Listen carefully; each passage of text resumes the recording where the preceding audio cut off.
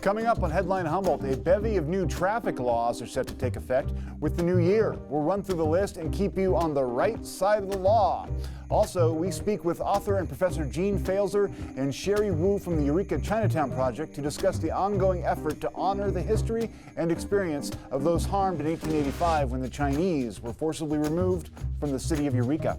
Coming up now on Headline Humboldt.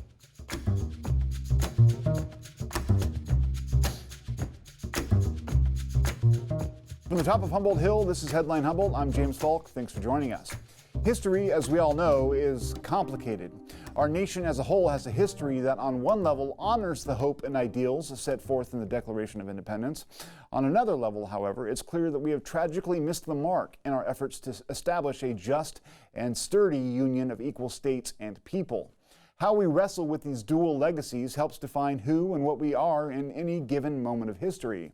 For Eureka and broader Humboldt County, two historic crimes stand out as sort of the definitive sins that underlie in part our regional character. One, of course, is the Indian Island Massacre, where dozens of white men stole across Humboldt Bay late at night to attack and kill women and children who had gathered there to celebrate world renewal. The other is the expulsion of the Chinese in 1885 in the wake of the accidental shooting of Eureka City councilmen. The city, in recent years, has taken bold steps to address both of these historic crimes. The island, rightfully, has been mostly returned to the tribe, and the effort to honor the lives and experiences of those Chinese people evicted from Eureka under threat of violence is currently underway. And that Eureka Chinatown Project, sponsored largely by HAPPY, the Humboldt Asian Pacific Islanders group, is the subject of our interview tonight. There is no undoing such historic trauma. No amount of happy talk or handshaking can lessen the horror experienced by those people in those dark episodes. But by stepping forward, admitting culpability, and honoring their lives and contributions, the city, and us as its citizens, can work to create a world of respect and humanity where such crimes will never happen again. Now the news. The California Highway Patrol issued a list this week outlining how traffic laws will be changing in the new year. To keep you financially whole and out of unnecessary trouble, here's what that list. Because of Assembly Bill 256, expired registration will no longer be a reason to pull people over before the second month after the expiration. If a vehicle, however, is stopped for any other reason, the expiration can still be cited. Assembly Bill 295 requires that police officers verify the 6-month lack of registration before having a vehicle hauled off. If they can't verify that information with the DMV, they won't be able to tow. Because of AB 413, parking or stopping a vehicle along a curb at least 20 feet from a marked crosswalk or 15 feet from a crosswalk where a curb extension is present will be prohibited. AB 436, however, removes city and county authorities to limit cruising. Do you guys remember that? Cruising, back when you were teenagers? I'm from Modesto, the whole graffiti nights thing. Anyway, additionally, the law legalizes so-called lowrider vehicles by also removing height restrictions on lowered vehicles. Catalytic converters were the focus of several new laws. People in possession of 9 or more converters, you have 9 of them. If you have 8, you're fine. If you have 9, you're in trouble. Will now be classified as automobile dismantlers, and it establishes the penalties for those people acting illegally as such dismantlers. In the coming year, it will be illegal to remove the vehicle identification or VIN numbers from such converters. Possession of 3 or more VIN-less converters will also be illegal. Lastly, dealers will now be required to have converters stamped or engraved with VIN numbers prior to sale. In the new year, authorities will now be able to signal their enforcement partners statewide with an ebony alert when an African-American youth has gone missing under questionable circumstances. And to help those missing people who fall between various categories, a new law authorizes enforcement agencies to request the CHP activate a, quote, endangered missing advisory for public distribution. And lastly, school buses and their drivers will now be subject to increased safety requirements, and the state will now allow school districts and county education offices to post their notices on zero admission vehicles to sort of pat themselves on the back. I'm now joined by Sheri from the Eureka Chinatown Project. Thanks for coming in, Sheri. Well, thanks for having us. So I can't wait to get to our conversation, but first I'm going to go to a piece that I recorded earlier with Jean, and I brought you on before we did so we could both sort of watch it together from afar and get a sense of what she has to say on the subject and remind us of the history. Let's see that. On a cold February night in 1885, shots rang out in Eureka's Chinatown. It was February, it was dreary, it was foggy. We now know how to do that research down to finding what the weather was. But it was also Lunar New Year. The Chinese residents had heard that gamblers were going to come up from San Francisco and cause trouble. And they asked the Eureka police for protection, a right that they believed that they shared with all the other residents of this lumber town. But the police refused. On that cold night, in the melee that followed, a city councilman was shot in the crossfire and killed. Within an hour, 800 people gathered in Centennial Hall, named, ironically now, in honor of the first centennial of the Declaration of Independence. The meeting was chaired by the mayor. 3 motions came from the crowd. First motion, kill all the Chinese, and in that Christian town, it was voted down. The second motion, burn Chinatown, but here in Eureka, the Chinese were not allowed to own property. Chinatown, the land and the houses were owned by a white man, Ricks, who owned the stables down the street. The men in Centennial Hall were not about to torch another white man's property. And so there was a third motion, purge all the Chinese residents of Eureka, give them 24 hours, just 24 hours to get out of town. These people were vegetable growers, servants, launderers, merchants, ranch hands, wives, and enslaved prostitutes. Many were children. All that night, in that early February night of 1885, the terrified residents of Chinatown packed. Vigilantes tracked the Chinese people who lived outside of that Chinatown along 5th and E, and they worked at lumber yards, at remote ranches, and vigilantes rode all over the county and tracked them down and marched them back to town. At dawn, the vigilantes and the sheriff marched over 200 Chinese residents of Eureka down to the wharf, just the few blocks down to a warehouse here at the dock. And here at the dock, they spent the weekend, cold, frightened, hungry, and under armed guard. On Sunday, February 7th, 1885, 200 people were loaded on 2 ships that were in Humboldt Bay. The wind that night was from the north, and the ships arrived in San Francisco on Monday morning.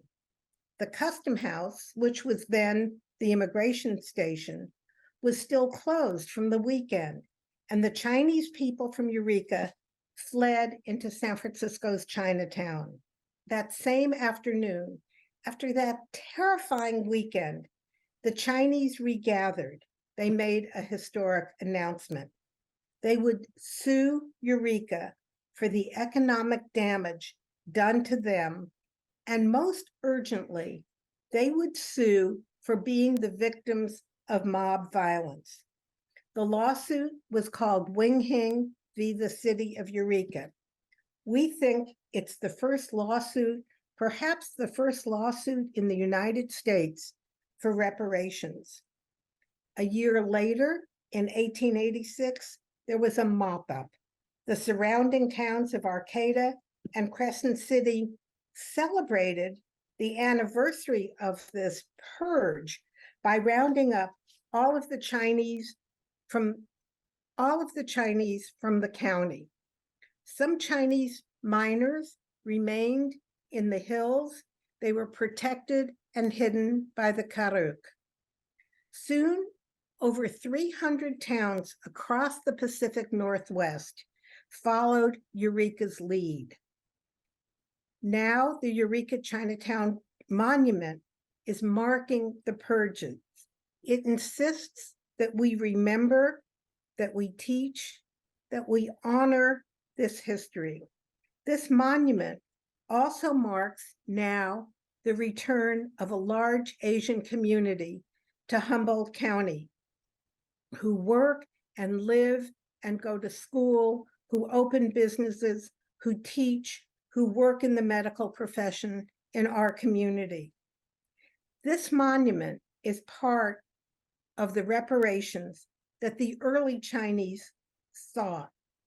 This monument is justice that repairs. Wow. I've covered this story a lot over the last several years, especially, and each time it moves me. She has a particular penchant for telling a story, but that doesn't obviously take away from the horror and tragedy of that story, but then also the, you know, the tale of ongoing sort of strength and, you know, the will to overcome. One of the things that she said that really struck me was that Eureka led at that time in kicking off this sort of expunging of the Chinese from our area. And in a lot of ways, Eureka is trying to lead now, both with the Indian Island situation and then now with this, the monument to the Chinese people who were evicted back in 1885. Could you reflect on that for us a little bit and tell us what your thoughts were after listening to Jean's rendering of the story? Yes, certainly. Well, they did call it the Eureka method back in the day. And as Jean said, it was replicated up and down the West Coast because they felt that, we didn't kill them. So it was it was a better way to do it. Certainly, yes, everybody lost whatever, their farms, their boats, their businesses. And one of the things that's been really great about this project is working with the historians. And we've been able to locate maps. And one of them was 1884, the year before the Chinese were kicked out. And we've been able to find the locations of the businesses, the stores, the laundromats, or not laundry, the laundry services, and dwellings. So it's been it just kind of brings it home to know that, for instance, where the site of this monument on First and E, kitty corner to that where the new Dick Taylor chocolate says, there was a Chinese business there. Wow, I didn't know that. Yeah. And then also in the kind of like the parking area, the Bayfront One restaurant, there was businesses there, and they've been kind of scattered. Another one was at where the Clark Museum is now. You know, one of the things that Jean had mentioned during our course of our longer conversation, she was talking about, sort of repairing the damage for what happened, or she even used the term reparations. And I think that a lot of groups deserve reparations in this country for the sins of the past, but that's not really what I'm trying to focus on here. Does anything like this repair anything? I mean, repair is it's a word of like making whole again and sort of putting something back in the condition it was before that happened. That can't really ever be, right? So if it's not repair, what is it? To me, it's healing. Yeah. If not, so maybe it's a kind of repair. Reparations kind of means there's something physical, whether it's money or land being given back. But I think there's also kind of a social giving back that we're really feeling right now. It's actually really super wonderful. So besides the monument, there's the whole Eureka Chinatown Project. Mm-hmm. And that project is a number of things. We've been giving the historical Chinatown tours for the last 2 years. There's a mural kind of in the center of where Chinatown was in Eureka, this kind of EF 4th and 5th, that block. Which is actually the heart of downtown, right? Our old town right now. Right, that's like right. And so there's the best bits. Centennial Hall, which you just showed on there, where, as Jeannie said, the mob formed. Yeah. The city has also allowed us to rename the streetway that goes through that. And we just, we should name it all these different things. We had all these ideas. But we ended up naming it Charlie Moon Way. And that was to honor this relationship that we've discovered between the Chinese people who were there and the Moon family. And as you may or may not know, but the Moon family has thrived and survived in Humboldt County and beyond. And one of the great things about this whole project is connecting with the Moon family. And they were proud to claim their Chinese heritage, which to me was just kind of amazing. Yeah, no, I mean, just for our viewers, the story is basically that he hid out on a ranch and ended up staying in Humboldt County forever. And he had a wife and kids and family and went on, and that Yes. family is large, and there are lots of moons. I don't know what the size of it is now, but I know that for years there were lots of moons around. So his legacy Still are. yeah, lives on, which I think is a cool, amazing story. Now, so you guys recently established a GoFundMe page. Can you talk a little bit about the relationship between Happy and the monument and how it's getting the project and how it's getting funded and what you need people to do if they want to help? Oh, certainly. Thank you. So Happy, Asian Pacific Islanders in Solidarity, is a dream maker project of the Ink People Center for the Arts. And the Eureka Chinatown Project is one of the things that Happy is doing. And like I said, there was of the Eureka Chinatown Project, there was the tours, the mural, the renaming, interpretive signs. And what started out as let's have a plaque has now become, how about a monument? And the city of Eureka has been just wonderful in supporting, and they actually came up with the site at First and E.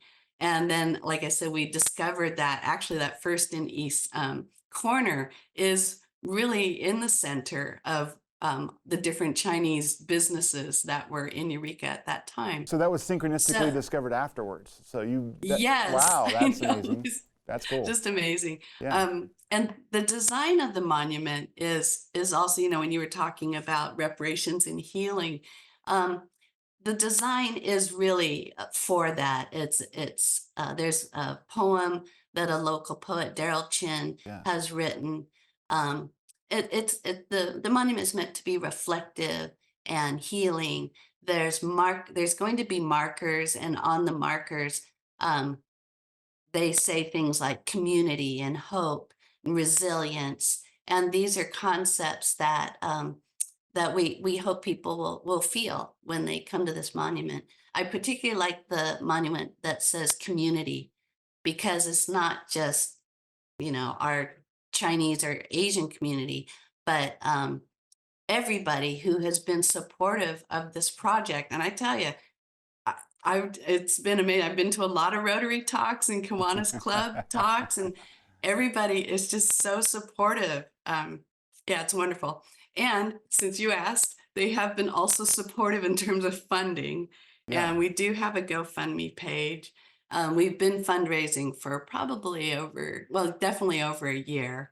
And we're about 2/3 of the way. So what's the hard part's coming up. What would be the total price on the price tag, if you don't mind me asking? It's about $254,000. Wow, and you guys have gotten 2/3 of the way there.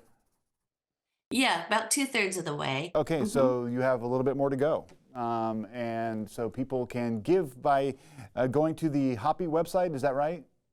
Yeah, so it's HAPI, so happyhumboldt.org. Okay. And so of course, there's any number of ways to give. You can, write a check and do it that way. We have a GoFundMe page.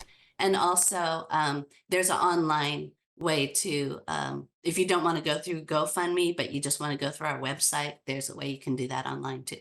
Now, so if someone isn't familiar with GoFundMe, they can just go there and probably search for Happy Humboldt or maybe for the Eureka Chinatown Project. Do you know? I would go probably Eureka Monument. Okay, cool. Or Chinatown Monument. That would be Eureka Chinatown Monument. It'll definitely come up. Because I want to make sure people can get it if they want to go there. Thank you, Jay. Thank you. Yeah. No. Yeah, and like I said, people have been so generous. It's really kind of amazing. I'm so thankful. Well, it's people don't get an opportunity that often to take part in something that's just obviously positive and obviously taking stock of our current history and where we want to go. It's sort of all things to all people in some ways about positivity. So I mean, the work you guys are doing is fantastic. One of the things that struck me about as Jean was talking about the progress that we've come over the years and how there are more people, more Asians living in Humboldt County, and more of them are willing to live here. What's your own story about coming to Humboldt? And was this ever anything that loomed over your perspective about this area? Yeah, good question. So, I'm fifth generation Chinese, which is, a little bit unusual.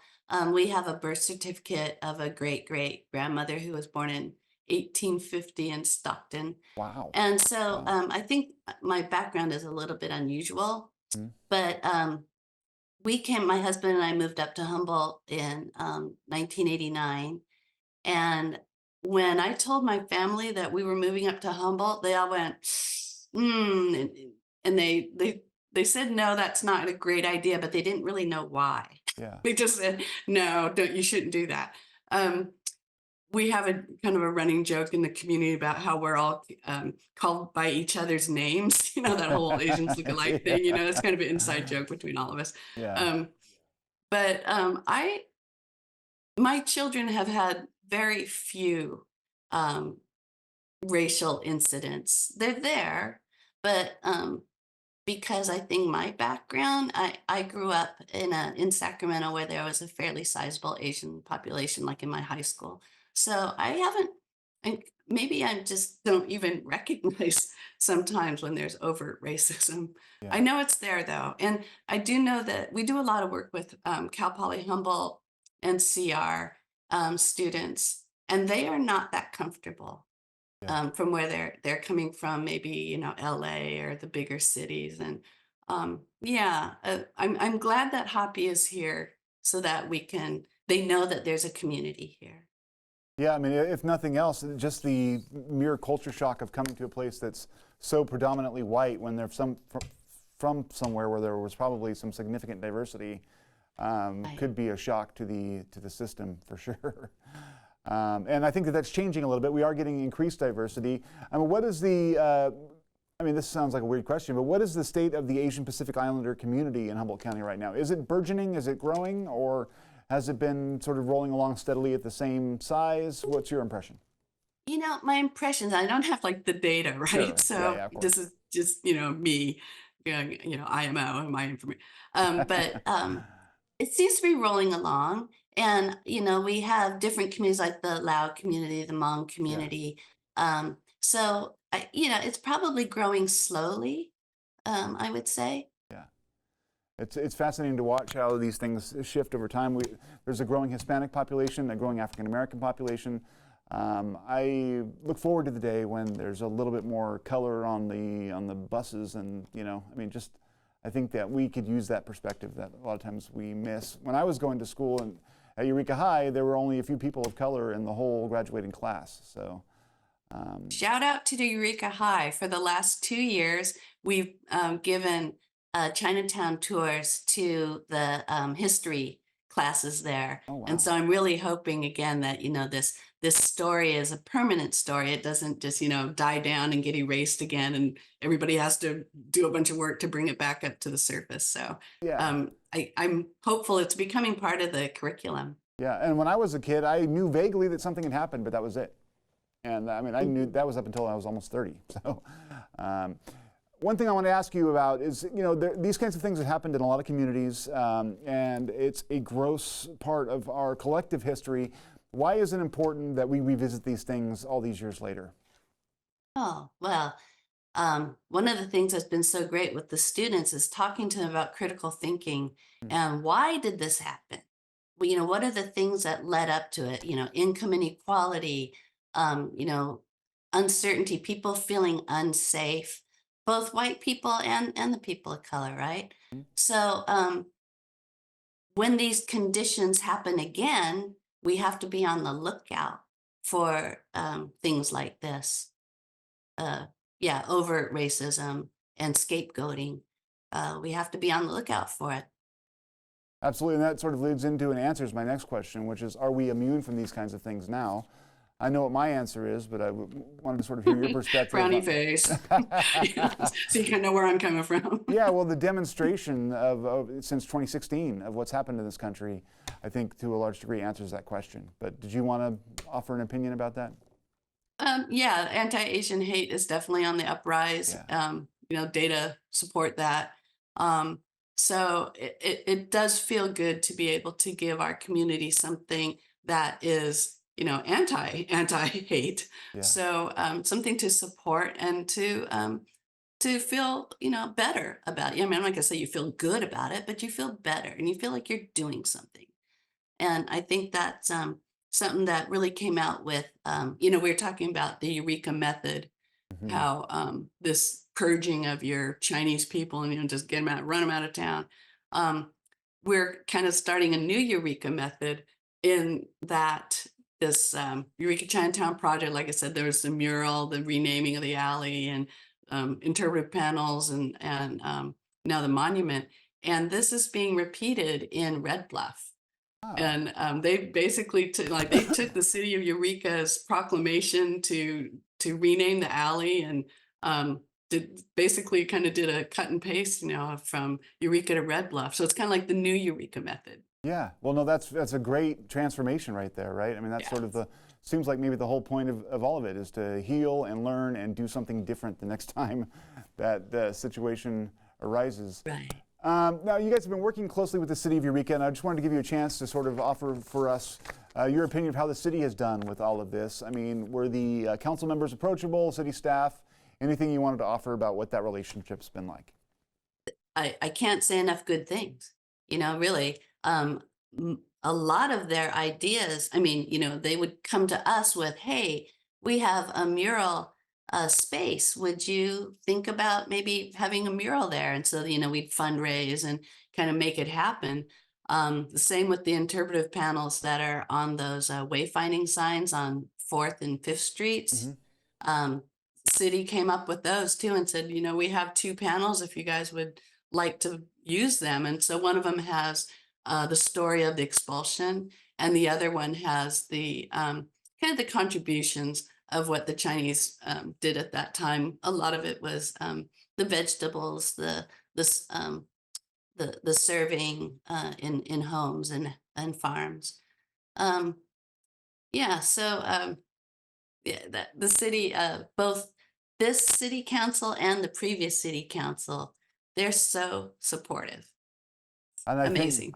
I think that the work to address the crimes of history has been an ongoing project for them over the past 5 years, and it's been an amazing thing to see. So once again, they're about a third away from their goal. If you want to give to this organization or the effort to the Eureka Chinatown Project, you can go to happyhumboldt.org. You can also go to GoFundMe and search for Eureka Chinatown Monument Project. Something along that, you'll find it there. But if you support the work and you would like to see it succeed, I encourage you to give. Thanks, Sheri. Thanks so much for having us, James. Thank you. Thank you. Thank you. We appreciate having you on. That's it for tonight. Stay tuned. Stay informed.